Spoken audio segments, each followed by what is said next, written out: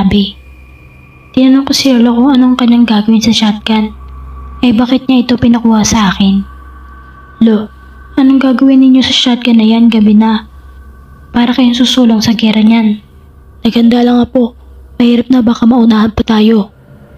Naghanda pala si Lolo na baka atakihin kami ng tiyanak. Wika ni Lolo Gado sa akin.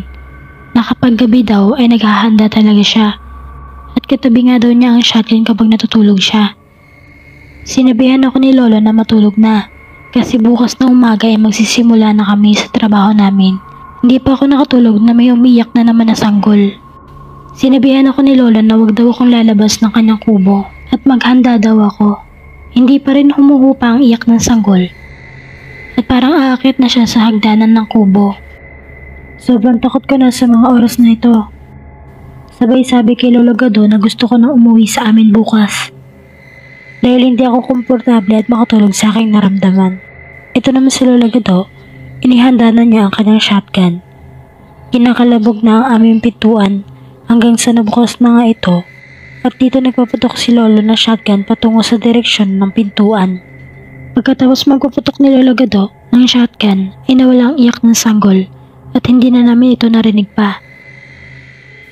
Pero ako halos mamatay na ako sa takot dahil sa mga narinig ko. Naabutan na lang kami ng umaga ni Lolo dahil sa pagbabantay sa tiyanak. Baka sakali daw balikan kami, buti na daw yung naghahanda. Na-trauma ko dahil sa nangyari.